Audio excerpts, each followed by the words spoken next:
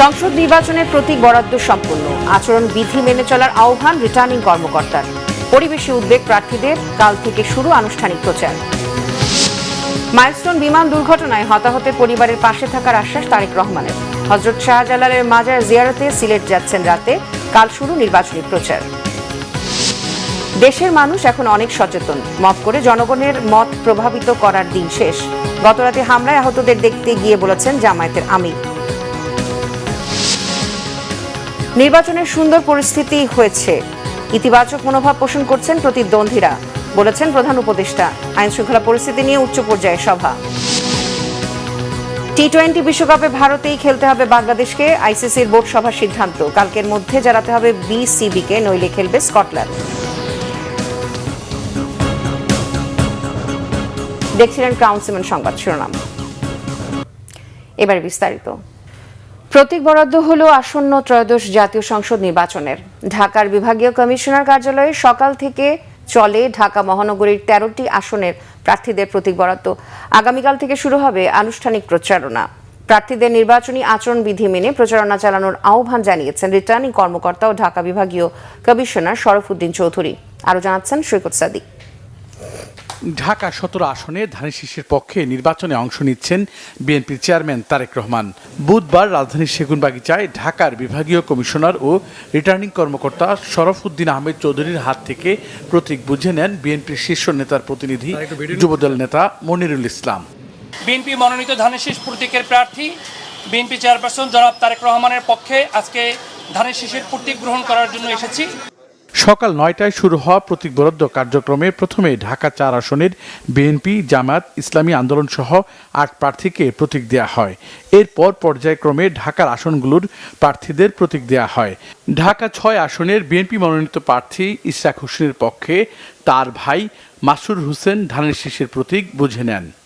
মাঠ পর্যায়ে আপনারা যদি খবর নিয়ে দেখেন, নিরপেক্ষভাবে ইঞ্জিনিয়ার ইশরাক হোসেনের কোনো বিকল্প আমি দেখি না। ঢাকা 6 আসনে সে অত্যন্ত জনপ্রিয় একজন ব্যক্তি, সে সমাজ কল্যাণের কাজ করে গিয়েছেন। এলাকার মানুষের সাথে সব সময় আমাদের একটা গভীর সম্পর্ক ছিল এবং দীর্ঘ আন্দোলন সংগ্রাম করতে গিয়ে আমাদের এলাকার জনপদ থেকে বারবার অ্যারেস্ট হয়েছে এবং এলাকার মানুষ পাশে দাঁড়িয়েছে। এলাকার মানুষের কাছে স্বতঃস্ফূর্ত ভালোবাসা, সমর্থন পাচ্ছি। লেভেল প্লেইং ফিল্ড আছে এবং এটাকে আরো জোরালো করবার জন্য নির্বাচন কমিশন এবং অন্তর্বর্তীকালীন সরকারের দায়িত্ব রয়েছে। প্রতীক নিতে আসেন এনসিপির প্রার্থী নাসির উদ্দিন পাটোয়ারি। এনসিপির আহ্বায়ক নাহিদ ইসলামের পক্ষে তার প্রতিনিধি শাপলাকুলি প্রতীক নেন। এনসিপি ও জামায়াতের প্রার্থীরা নির্বাচনের লেভেল প্লেইং ফিল্ড নিয়ে প্রশ্ন তোলেন। জনাব তারেক রহমান গতকাল সেখানে গিয়ে বলেছেন, প্রতিশ্রুতি দিয়েছেন যে ফ্ল্যাট নির্মাণ করে দিবেন। এটা নির্বাচনী যে আইন রয়েছে এবং নির্বাচনী যে বিধান রয়েছে সেটা সরাসরি লঙ্ঘন। আমরা দেখতে পাচ্ছি জনাব নাহিদ ইসলামকে শোকজ দেওয়া হয়, কিন্তু তারেক রহমান গতকাল যখন সরাসরি এই ধরনের প্রতিশ্রুতি দিয়ে বেড়াচ্ছেন, আমরা মনে করি নির্বাচন কমিশন এখানে নিশ্চুপ থেকেছেন এবং প্রশাসন একদিকে হেলে যাচ্ছেন। যেভাবে ভূমিকা পালন করা দরকার সেটা আমরা দেখছি না। যেমন অবৈধ অস্ত্র উদ্ধার, পেশি শক্তির যারা আছে তাদেরকে আইনের আওতায় নিয়ে আসা, লেভেল প্লেইং ফিল্ড সেটা নিশ্চিত করা। স্বতন্ত্র প্রার্থী ডাক্তার তাসনিম যারা ফুটবল প্রতীক পেয়েছেন। বিএনপির সমর্থিত প্রার্থী সানজিদা ইসলাম তুলি, কমরেড সাইফুল হকও রিটার্নিং কর্মকর্তার হাত থেকে প্রতীক নেন। একটা অবাধ, নিরপেক্ষ, বিশ্বাসযোগ্য, প্রতিদ্বন্দ্বিতাপূর্ণ পরিবেশে আগামী 12ই ফেব্রুয়ারি দেশের 12,76,00,000 উপরে ভোটারেরা তাদের ভোটের অধিকার তারা প্রয়োগ করবেন। আমার ঢাকা 14 আসনে এখনো পর্যন্ত সুন্দর প্রতিযোগিতা চলছে। আমরা এখন কিন্তু রাজনৈতিক প্রেক্ষাপটে মাঠে প্রতিহিংসার বাইরে যে রাজনীতি, সেই রাজনীতির চর্চাই করে যাচ্ছি। আমি নির্বাচনে ফুটবল মার্কাতে প্রতিদ্বন্দ্বিতা করছি আগামী জাতীয় সংসদ নির্বাচনে। আগামীকাল থেকে নির্বাচনী প্রচারণার ক্যাম্পেইন আমরা শুরু করব। প্রতীক নিতে আসা প্রার্থীদের আচরণবিধি মেনে চলার নির্দেশ দেন রিটার্নিং কর্মকর্তা। বেশিরভাগ প্রার্থী যেটা কনসার্ন ফিল করেছেন, তারা আইন শৃঙ্খলা পরিস্থিতিটা যাতে স্বাভাবিক থাকে, তারা যাতে নির্ভয়ে নির্বিঘ্নে তাদের প্রচারণা চালাতে পারে, সেটি তারা আমাদের দৃষ্টি আকর্ষণ করেছেন। আমরা তাদেরকে আশ্বস্ত করেছি। এদিকে জামায়াতের আমির ডাক্তার শফিকুর রহমান সহ ঢাকা 13 ও ঢাকা 15 আসনের প্রার্থী ও তাদের পক্ষে প্রতিনিধিরা নির্বাচন কমিশনের ইটিআই ভবন থেকে প্রতীক নিয়েছেন। আইনের প্রতি শ্রদ্ধা রেখে প্রার্থীদের প্রচারণা চালানোর পরামর্শ দিয়েছেন রিটার্নিং কর্মকর্তা। সৈকুল সাদিক, বাংলা ভিশন, ঢাকা। এদিকে সারা দেশে প্রতীক বরাদ্দ দেয়া হলো আসন্ন জাতীয় সংসদ নির্বাচনের প্রার্থীদের। আগামীকাল থেকে শুরু হবে আনুষ্ঠানিক নির্বাচনী প্রচারণা। বিস্তারিত ডেস্ক রিপোর্টে।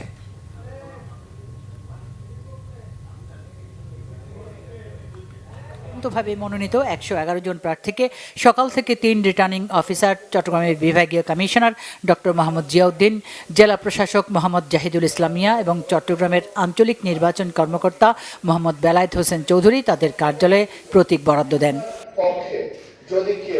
বগুড়া 6 সদর আসন থেকে প্রথমবারের মতো নির্বাচন করছেন বিএনপি চেয়ারম্যান তারেক রহমান।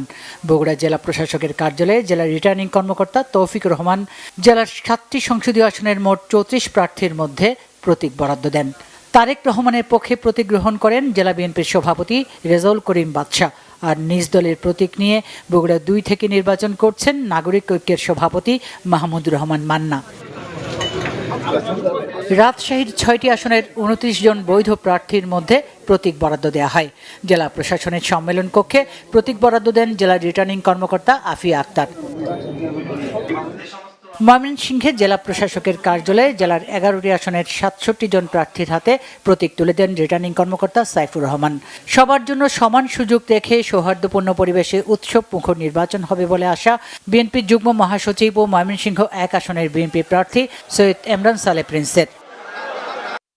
নরসিংদীতে জেলা প্রশাসকের সম্মেলন কক্ষে প্রার্থীদের মাঝে প্রতীক বরাদ্দ করেন রিটার্নিং কর্মকর্তা ও জেলা প্রশাসক মোহাম্মদ আনোয়ার হোসেন। নরসিংদীর 5টি আসনে মোট 40 জন প্রার্থী প্রতিদ্বন্দ্বিতা করছেন। মুন্সিগঞ্জে সংসদীয় 3টি আসনে বিভিন্ন রাজনৈতিক দল ও স্বতন্ত্র 19 প্রার্থীর মাঝে প্রতীক বরাদ্দ দিয়েছেন জেলা রিটার্নিং কর্মকর্তা সৈয়দা নূরমহল আশরাফি। রংপুরের 6টি আসনে 45 প্রার্থীকে প্রতীক বরাদ্দ দিয়েছেন জেলা রিটার্নিং কর্মকর্তা এনামুল আহসান। জেলা প্রশাসক সম্মেলন কক্ষে প্রার্থী ও তাদের প্রতিনিধিদের কাছে প্রতীক বরাদ্দপত্র হস্তান্তর করা হয়। বরিশালীয় উৎসব মুখর পরিবেশে বরিশাল সংসদীয় 6 আসনে প্রার্থীদের মাঝে প্রতীক বরাদ্দ দেওয়া হয়। এ সময় প্রার্থী ও তাদের সমর্থকরা উপস্থিত ছিলেন। খাগড়াছড়িতে বৈধ 11 প্রার্থীকে জেলা প্রশাসনের সম্মেলন কক্ষে প্রতীক বরাদ্দ দেন জেলা প্রশাসক ও রিটার্নিং কর্মকর্তা মোহাম্মদ আনোয়ার সাদাত। জামালপুরে জেলা প্রশাসকের সম্মেলন কক্ষে 5টি সংসদীয় আসনের 31 প্রার্থীর মধ্যে প্রতীক বিতরণ করেন জেলা রিটার্নিং কর্মকর্তা মোহাম্মদ ইউসুফ আলী। এ সময় প্রার্থীর সমর্থক ও প্রশাসনিক কর্মকর্তা সহ সাংবাদিকরা উপস্থিত ছিলেন। ঝিনাইদহে জেলা প্রশাসকের সম্মেলন কক্ষে আনুষ্ঠানিকভাবে জেলার 4টি সংসদীয় আসনে মোট 21 প্রার্থীর হাতে প্রতীক তুলে দেওয়া হয়। ত্রয়োদশ জাতীয় সংসদ নির্বাচন উপলক্ষে সিলেটের 6টি আসনের প্রার্থীদের মধ্যে প্রতীক বরাদ্দ দেওয়া হয়। দুপুরে সিলেট জেলা প্রশাসক ও রিটার্নিং কর্মকর্তা মোহাম্মদ সারোয়ার আলম আনুষ্ঠানিকভাবে এসব প্রতীক বরাদ্দ দেন। চাঁপাইনবাবগঞ্জের 3টি সংসদীয় আসনে 16 প্রার্থীর প্রতীক ঘোষণা করেন জেলা প্রশাসক ও রিটার্নিং কর্মকর্তা মোহাম্মদ সাদাত হোসেন মাসুদ। জেলা প্রশাসকের কার্যালয়ে প্রার্থী ও তাদের কর্মী সমর্থকদের উপস্থিতিতে তিনি প্রতীক তুলে দেন। এদিকে ব্রাহ্মণবাড়িয়ার 6টি সংসদীয় আসনের 48 প্রার্থীর মাঝে প্রতীক বরাদ্দ দেওয়া হয়। ব্রাহ্মণবাড়িয়া 2 আসনের আলোচিত স্বতন্ত্র প্রার্থী ব্যারিস্টার রুমিন ফারহানাকে তার কাঙ্ক্ষিত হাঁস প্রতীক দেওয়া হয়। Bangla Vision news desk. মাইলস্টোনে বিমান দুর্ঘটনায় আহত নিহত পরিবারের পাশে থাকার আশ্বাস বিএনপি চেয়ারম্যানের। জানালেন আহতদের উন্নত চিকিৎসায় অন্তর্বর্তী সরকারের সাথে যোগাযোগ করবেন তিনি। নির্বাচন পরবর্তী সময়ে বিএনপি ক্ষমতায় এলে ক্ষতিগ্রস্তদের দাবি দাওয়া পূরণে কাজ করার অঙ্গীকারও করেন তারেক রহমান। এছাড়া গণমাধ্যম কর্মীদের সাথে সাক্ষাতে তিনি গণমাধ্যমের স্বাধীনতা রক্ষায় সর্বাত্মক সহায়তার আশ্বাস দিয়েছেন। নাবিল জাহাঙ্গীরের রিপোর্ট, ক্যামেরায় ছিলেন সাইদুল ইসলাম। স্বদেশ প্রত্যাবর্তনের পর থেকে নিয়মিত গুলশানে অফিস করছেন বিএনপির চেয়ারম্যান তারেক রহমান। বুধবার সকাল থেকেই কার্যালয়ের সামনে ব্যানার ফেস্টুন হাতে তার সাথে সাক্ষাতের প্রত্যাশায় মাইলস্টোন বিমান দুর্ঘটনায় আহত ও নিহতদের স্বজনরা। দুপুর 12টার পর কার্যালয়ে আসেন বিএনপির চেয়ারম্যান। গাড়ি থেকে নেমে সরাসরি কথা বলতে চলে যান অপেক্ষমান মাইলস্টোন দুর্ঘটনায় ক্ষতিগ্রস্ত পরিবারের সাথে। এ সময় মনোযোগ দিয়ে তাদের দাবি দেওয়া শুনেন এবং ক্ষতিগ্রস্তদের পাশে থাকার আশ্বাস দেন তারেক রহমান। আমি চেষ্টা করবো যত দ্রুত সম্ভব আপনাদের সাথে যোগাযোগ করে আপনাদের সাথে কথা বলে, যেটা আপনি বললেন বিদ্যুতের সাথে কথা বলে আমাদের অবস্থান থেকে আমরা যতটুকু করতে পারি আমরা চেষ্টা করবো গভর্নমেন্টের সাথে বিষয়টি নিয়ে আলাপ করার জন্য। আর নির্বাচনের পরে যদি আল্লাহ রহমত হয় আমরা আমাদের করে চেষ্টা করবো। কি করতে পারবো কতটুকু পারবো জানি না, তবে আমরা চেষ্টা করবো আমাদের অবস্থান থেকে যতটুকু করা সম্ভব। তারেক রহমানের সাথে কথা বলে আশ্বস্ত দুর্ঘটনায় ক্ষতিগ্রস্ত পরিবারের স্বজনরা। জানালেন সরকার থেকে কাঙ্ক্ষিত সহায়তা পাননি তারা। আমার ছেলে ঘটনার ওই দিনই 3টা বাজে শহীদ হয়। আমাকে 3টা হাসপাতালে দৌড়াতে হচ্ছে। এখন পর্যন্ত আমি যত টাকা খরচ করেছি এখন আমার পক্ষে আর সম্ভব হচ্ছে না। সরকারিভাবে আমরা কোনো অনুদান পাই নাই, শারীরিক মানসিকভাবে আমরা ক্ষতিগ্রস্ত। বিভিন্ন আত্মীয় স্বজন থেকে দানাফেনা করে, বিভিন্ন সমিতির থেকে দানাফেনা করে, ছেলে তো বাসে লেখাপড়া করাইছি, বহু টাকা আমরা ঋণ হয়েছি, 5-7 লাখ টাকা ঋণ হয়েছি। পরে দুপুরে ঢাকা রিপোর্টার্স ইউনিটির নবনির্বাচিত কমিটির সদস্যরা সাক্ষাৎ করেন তারেক রহমানের সাথে। দীর্ঘ সময় উনি এ কথাই বলেছেন, দেশ এবং মানুষের কথা, মানুষ কিভাবে ভালো থাকবে এবং দেশ কিভাবে ভালো থাকবে। দায়িত্বশীল সরকার, একটি জবাবদিহিমূলক রাষ্ট্র সরকার গঠনের জন্য একটা দায়িত্বশীল স্বাধীন গণমত অত্যন্ত জরুরি। এর পক্ষে বিএনপি আগেও কথা বলেছে, এখনও এর পক্ষে আছে। এ সময় গণমাধ্যম বিরোধী আইন পরিবর্তনের আশ্বাস দেন Tarique Rahman. Nabil Jahangir, Bangla Vision, Dhaka. BNP chairman Tarique রহমানের সমাবেশ ঘিরে সিলেট নগর জুড়ে চলছে শেষ মুহূর্তের প্রস্তুতি। সেখানে আছেন আমাদের প্রতিনিধি দীপু সিদ্দিকী, সরাসরি যুক্ত হচ্ছি তার সাথে। দীপু, নিশ্চয়ই শুনতে পাচ্ছেন, ঠিক কখন নাগাদ সিলেট পৌঁছবেন তারেক রহমান এবং তার কর্মসূচি সম্পর্কে আপনার কাছে আর কি তথ্য আছে আমাদের জানাবেন। আমি এই মুহূর্তে দাঁড়িয়ে আছি সিলেট বিমানবন্দরে। আগামী কিছুক্ষণের মধ্যে অর্থাৎ 8টার দিকে বিএনপির চেয়ারম্যান তারেক রহমান সাহেব ওসমানী বিমানবন্দরে এসে অবতরণ করার কথা রয়েছে। তিনি ওসমানী বিমানবন্দর থেকে অবতরণ করে তিনি তার শ্বশুরবাড়ির দক্ষিণ সীমার সিলাম ইউনিয়ন এলাকায় যাওয়ারও কথা রয়েছে। এছাড়া পরবর্তীতে তিনি মাজার জিয়ারত করবেন। তারেক রহমান সাহেবের সিলেটের এই সফরকে কেন্দ্র করে বিমানবন্দর এলাকায় নিরাপত্তা ব্যবস্থা জোরদার করা হয়েছে। ইতিমধ্যে তাকে বহনকারী লাল সবুজের বাংলাদেশ লেখা বাসটি বিমানবন্দর এলাকায় পৌঁছে গেছে। আমরা বিমানবন্দর এলাকায় আইন শৃঙ্খলা রক্ষাকারী বাহিনীর সাথে কথা বলে যতটা জানতে পেরেছি, তারা আমাদের জানিয়েছেন বিমানবন্দর এলাকায় কঠোর নিরাপত্তা ব্যবস্থা গ্রহণ করা হয়েছে যাতে নিরাপত্তায় কোনো ছেদ না থাকে।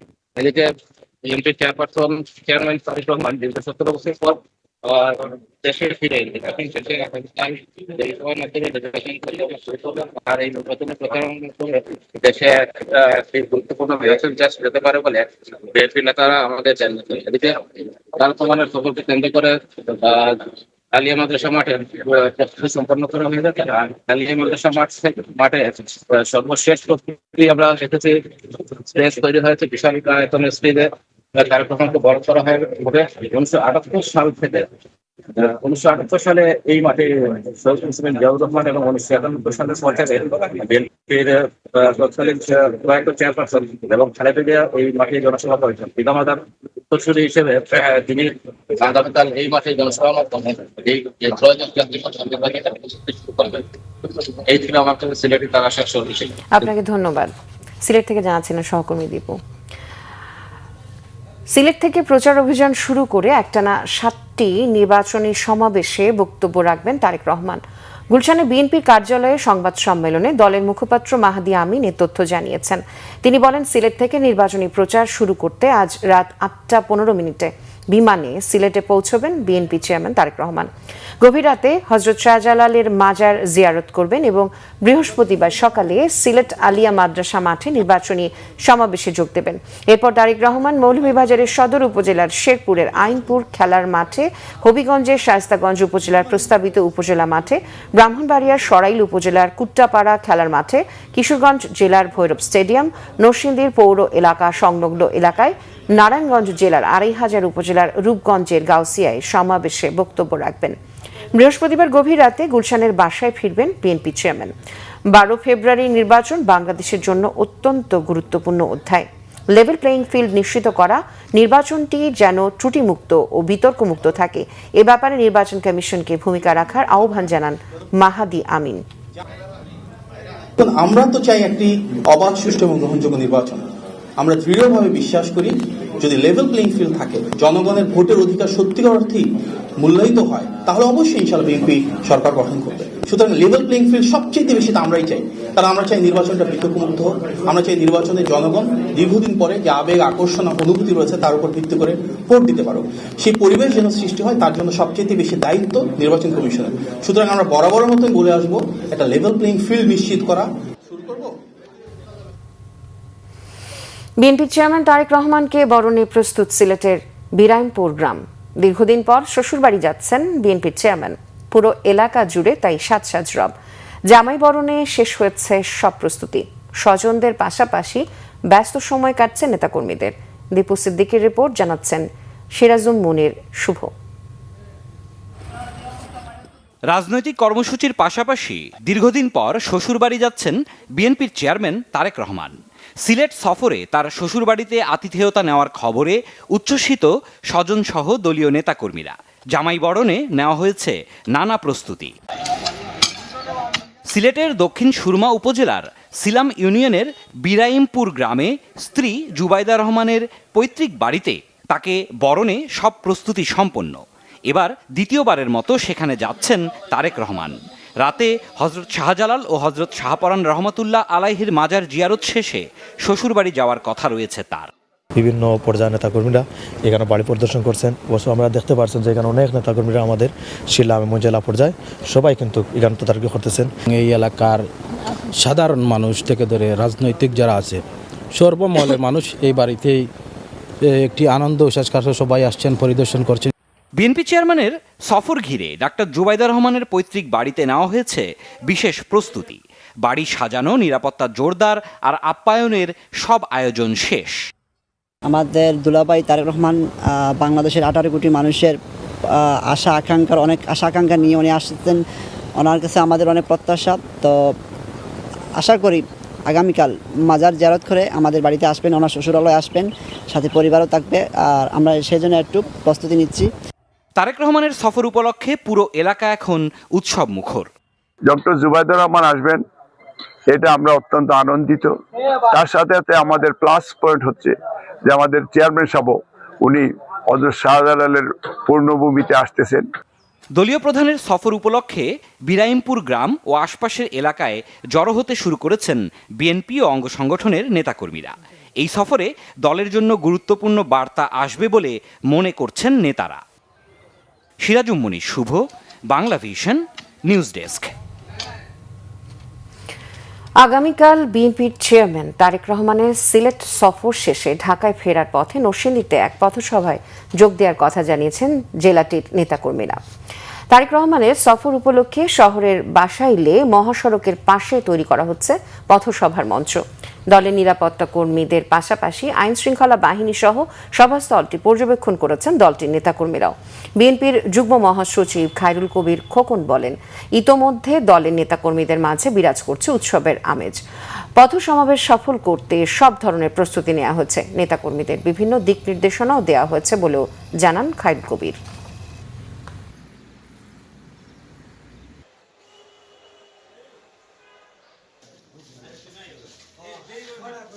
আমরা এইটাকে কিভাবে সার্থক সাফল্যমণ্ডিত করার জন্য, তার সমাবেশকে স্মরণীয় বরণীয় করে রাখার জন্য আমরা ব্যাপকভাবে প্রস্তুতি নিচ্ছি। আমাদের সব সাব কমিটি করেছি, উপকমিটি করেছি এবং আমাদের দলের আমাদের তৃণমূল পর্যায়ের নেতা কমিটিকে নির্দেশ দিয়েছি তারা যেন স্বতঃস্ফূর্তভাবে সেই অনুষ্ঠানে উপস্থিত। আমরা আশা করবো যে শুধু আমাদের দলের না, আমাদের মানে সব শ্রেণী পেশার মানুষ সেদিন ওনাকে এক নজর দেখার জন্য তিনি আসছেন। তিনি যে ভূমিকা রেখেছেন। দেশের মানুষ এখন অনেক সচেতন। মব করে জনগণের মত প্রভাবিত করার দিন শেষ বলে মন্তব্য করেছেন জামায়াতে ইসলামীর আমির ডাক্তার শফিকুর রহমান। মিরপুরে বিএনপি জামায়াত নেতাকর্মীদের মধ্যে সংঘর্ষের ঘটনায় আহতদের শারীরিক অবস্থার খোঁজ খবর নিতে রাজধানীর কল্যাণপুরে ইবনে সিনা হাসপাতালে যান তিনি। এরপর ডক্টর শফিকুর রহমান সাংবাদিকদের বলেন, সবাই জনগণের কাছে নিজেদের অঙ্গীকার ও কার্যক্রম নিয়ে যাবে। জনগণ তাদের অতীত বর্তমান চিন্তা করে ভবিষ্যৎ সিদ্ধান্ত নেবে। জানান, জামায়াতের অঙ্গীকার একেবারেই স্পষ্ট। তার দল ন্যায়, ইনসাফ ও দুর্নীতিমুক্ত শাসন চায়। ৩০০ আসনের প্রার্থীদের অনুরোধ করেন মানুষকে যেন স্বাধীনভাবে তাদের সিদ্ধান্ত নিতে দেওয়া হয়। নির্বাচন কমিশনকে উদ্দেশ্য করে তিনি বলেন, ইসি যে অঙ্গীকার করেছে তা বাস্তবায়ন করতে হলে যথাযথভাবে দায়িত্ব পালন করতে হবে। সবার জন্য সমতল মাঠ নিশ্চিতেরও আহ্বান জানান জামায়াত আমির।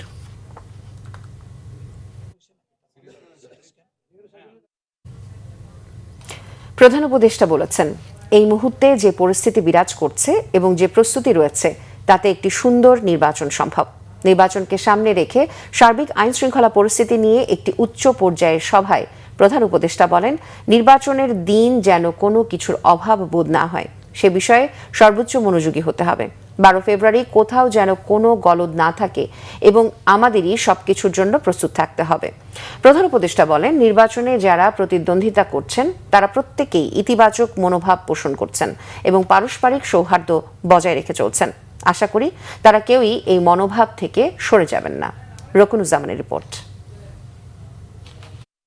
আসন্ন এদোষ জাতীয় সংসদ নির্বাচন এবং জুলাই জাতীয় সনদ বাস্তবায়নের উপর আয়োজিত গণভোটকে সামনে রেখে সার্বিক আইন শৃঙ্খলা পরিস্থিতি নিয়ে বুধবার প্রধান উপদেষ্টার কার্যালয়ে একটি উচ্চ পর্যায়ের বৈঠক অনুষ্ঠিত হয়। সভায় নির্বাচনের নিরাপত্তা পরিস্থিতি নিয়ে বিস্তারিত আলোচনা হয়। এবার নির্বাচনে আইন শৃঙ্খলা বাহিনীর প্রায় 9 লাখ সদস্য মোতায়েন থাকবে।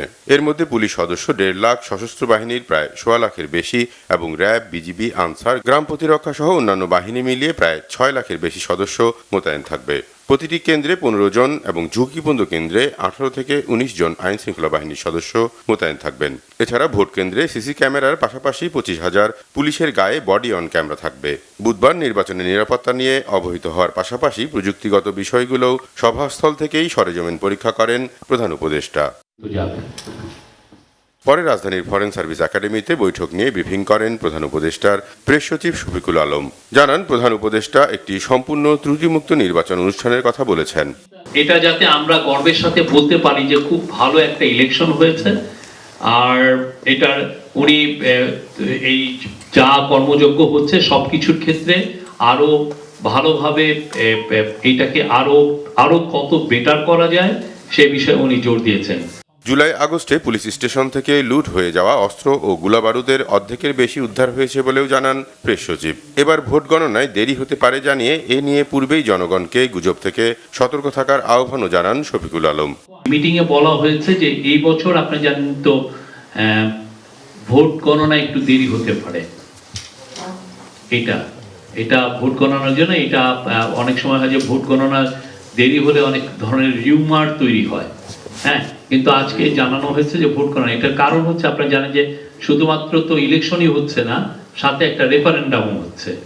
তো ফলে এইটা দুইটা ভোট কাউন্টই একসাথে চলবে। তারপরে সাথে আছে পোস্টাল ব্যালট। তো এই জন্য কিছু ক্ষেত্রে ভোট গণনার একটু দেরি হতে পারে।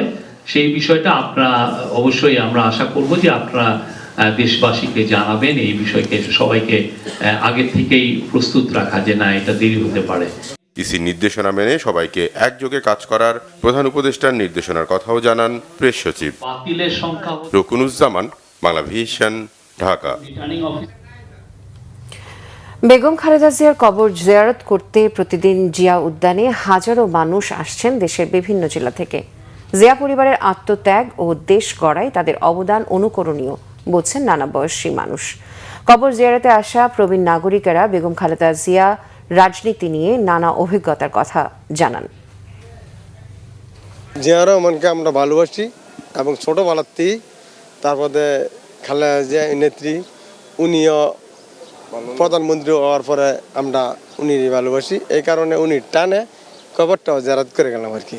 আশুগঞ্জ থেকে এসেছি মূলত আমার শ্রদ্ধেয় মা দেশনেত্রী বেগম খালেদা জিয়ার মাদার জিয়ারত করতে এবং ওনার রুহের মাগফিরাত কামনা করার জন্য। আমি ছোটবেলায় গাড়ি রিক্সা চালাতাম, ওই এক জায়গায় মিটিং হয়েছে, মিটিংয়ে গাড়ি যাইতে পারে না, পরে আমি রিক্সাটা ওনার দিছি, এই পরে তো ওনার আমার হয় আমার খুব ভালোবাসি। সকলে ওনার ব্যাপারে অনেক ভালো ভালো কথা বলে, তো আমার একটা কিউরিয়াসিটি জাগছে ওনার ব্যাপারে, তাই বলে আমি বাবাকে বলে এখানটা দেখতে আসছি এবং ওনার সম্পর্কে অনেক কথা জানলাম বাবার থেকে, যে ওনার কতগুলো অবদান। বাংলাদেশে তো মনে করেন সবাই জানে বলতে গেলে, উনি খুব ভালো ছিল, মানে আপোষহীন ছিল। ওনার কবর দেখতে আসি, ঘুরতে আসি, আর হচ্ছে এমনি হচ্ছে আপু তো আসে আমাদের দিনাজপুর থেকে, ওনাকেও ঘুরাইতে নিয়ে আসি।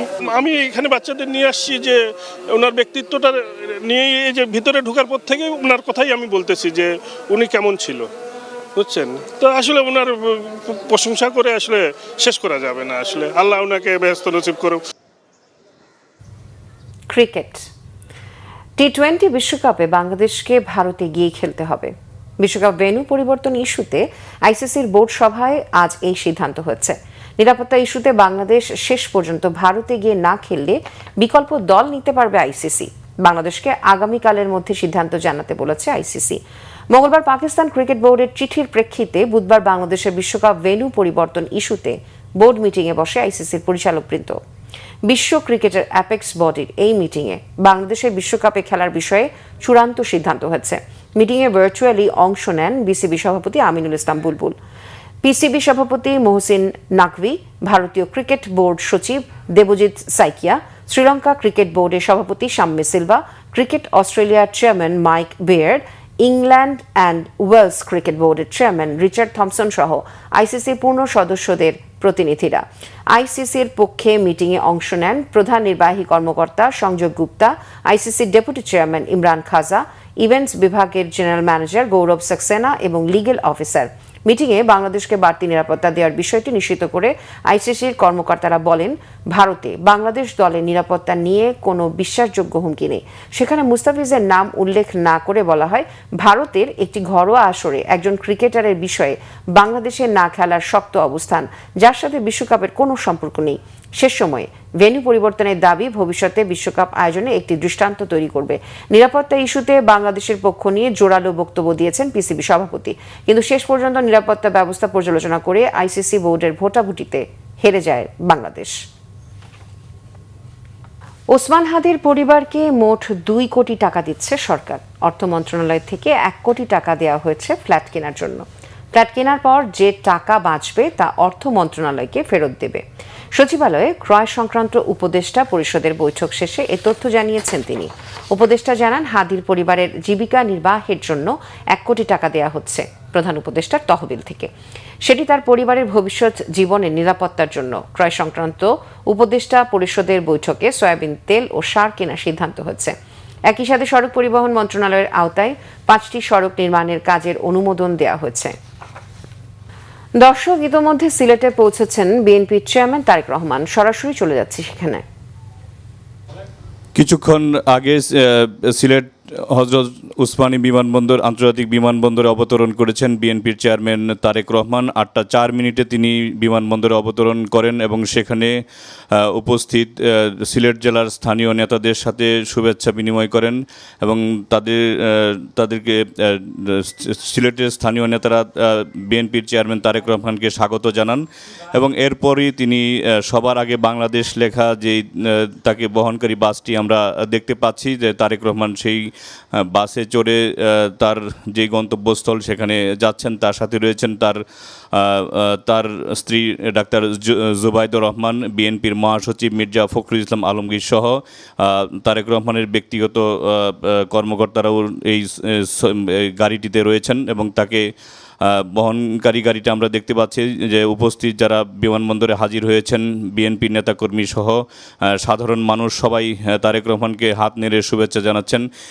দীর্ঘ 1.5 যুগেরও বেশি সময় পর তিনি সিলেটে যাচ্ছেন এবং ডাক্তার জুবাইদুর রহমানের বাবার বাড়িও সিলেটে। সে কারণে আমরা আজকে বিভিন্ন গণমাধ্যমের যেই সংবাদে দেখতে পাচ্ছি যে জুবাইদুর রহমানের বাবার বাড়ি রিয়ার অ্যাডমিরাল মাহবুব আলী খান নৌবাহিনীর সাবেক প্রধান, তার বাড়িটিকে গোছানো সাজগোজ করা হচ্ছে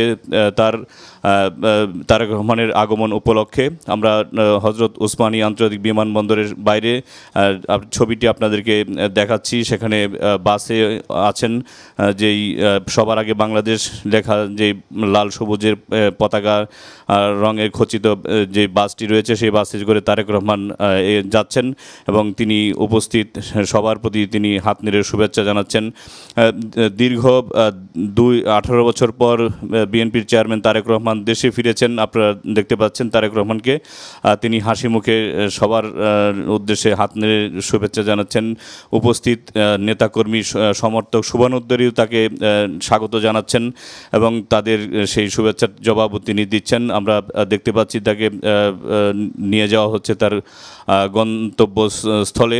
আগামীকাল আজ কিছুক্ষণ পরেই তিনি সিলেটে হজরত শাহজালাল রহমতুল্লাহ আলাইহের মাজার জিয়ারত করবেন এবং আগামীকালকে তিনি সিলেট সরকারি আলিয়া মাদ্রাসা মাঠে জনসভার মধ্য দিয়ে তার নির্বাচনী প্রচারণা শুরু হবে এবং বেশ কয়েকটি জেলায় সিলেট থেকে আসার পথে বেশ কয়েকটি জেলায় হবিগঞ্জের শায়েস্তাগঞ্জ, কিশোরগঞ্জের ভৈরব, নরসিংদী সহ এর বেশ কয়েকটি স্থানে তিনি রূপগঞ্জ সহ বেশ কয়েকটি স্থানে তিনি জনসভা করবেন, নির্বাচনী প্রচারণা চালাবেন এবং তিনি রাতে ঢাকায় ফিরবেন বলে বিএনপির তরফ থেকে আমাদেরকে জানানো হচ্ছে। আমরা এই ছিল সিলেট থেকে সবশেষ খবর। ধন্যবাদ। ভারত প্রসঙ্গ বাংলাদেশে উল্লেখ করে ভারত থেকে পুশব্যাকের প্রবণতার মধ্যে অনুপ্রবেশকারীদের খুঁজে ফেরত পাঠানোর কড়া হুঁশিয়ারি দিয়েছেন ভারতের প্রধানমন্ত্রী নরেন্দ্র মোদী। কটাক্ষ করেছেন বিজেপি ও সরকারের সমালোচকদের উদ্দেশ্যে। বিজেপির নবনির্বাচিত সর্বভারতীয় সভাপতি নীতিন নবীনের দায়িত্ব গ্রহণ উপলক্ষে নয়াদিল্লিতে দলের কেন্দ্রীয় কার্যালয়ে আয়োজিত অনুষ্ঠান নিজের মতামত তুলে ধরেন প্রধানমন্ত্রী মোদী। অনুপ্রবেশকারীদের জাতীয় নিরাপত্তার জন্য গুরুতর হুমকি হিসেবে উল্লেখ করে তাদের শনাক্ত করে ফেরত পাঠানোর অভিযান জোরদারের ইঙ্গিত দেন তিনি। বলেন, অনুপ্রবেশ করে জনগণের সম্পদের লুটপাট আর সহ্য করা হবে না।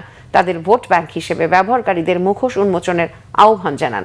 বিজেপি আর সরকারি সমালোচক সাংবাদিকদের শহুরে নকশাল বলে কটাক্ষ করেছেন ভারতের প্রধানমন্ত্রী। মোদীর দাবি, এদের কারণেই বিজেপি দীর্ঘদিন আলোচনা আর ক্ষমতার বাইরে ছিল। বিজেপির কনিষ্ঠতম সভাপতি নীতিন বিহারের সাবেক মন্ত্রী ও 5 বারের বিধায়ক। সংবাদ শেষ করব ক্রাউন সিমেন্ট শিরোনামগুলো আরো একবার জানিয়ে। সংসদ নির্বাচনের প্রতীক বরাদ্দ সম্পূর্ণ, আচরণ বিধি মেনে চলার আহ্বান রিটার্নিং কর্মকর্তার। পরিবেশে উদ্বেগ প্রার্থীদের, কাল থেকে শুরু আনুষ্ঠানিক প্রচার। মাইলস্টোন বিমান দুর্ঘটনায় হতাহতের পরিবারের পাশে থাকার আশ্বাস তারেক রহমানের। হযরত শাহজালালের মাজার জিয়ারতে সিলেট যাচ্ছেন রাতে, কাল শুরু নির্বাচনী প্রচার। দেশের মানুষ এখন অনেক সচেতন, মত করে জনগণের মত প্রভাবিত করার দিন শেষ। গতরাতে হামলায় আহতদের দেখতে গিয়ে বলেছেন জামায়াতের আমির। নির্বাচনের সুন্দর পরিস্থিতি হয়েছে, ইতিবাচক মনোভাব পোষণ করছেন প্রতিদ্বন্দ্বীরা, বলেছেন প্রধান উপদেষ্টা। আইন শৃঙ্খলা পরিস্থিতি নিয়ে উচ্চ পর্যায়ের সভা। টি-20 বিশ্বকাপে ভারতেই খেলতে হবে বাংলাদেশকে, আইসিসির বোর্ড সভার সিদ্ধান্ত। কালকের মধ্যে জানাতে হবে বিসিবিকে, নইলে খেলবে স্কটল্যান্ড। এই ছিল এখনকার মতো। পরের সংবাদ রাত 10:30টায়। এর আগে 9টায় রয়েছে নিউজ 20, দেখার আমন্ত্রণ রইল। এছাড়া বাংলা ভিশন সংবাদ ও সংবাদ সংশ্লিষ্ট অনুষ্ঠান দেখতে ভিজিট করুন www.bbnews24.com ও facebook.com/banglavisionnews এবং সাবস্ক্রাইব করুন youtube.com/banglavisionnews। এতক্ষণ সাথে থাকার জন্য ধন্যবাদ সবাইকে।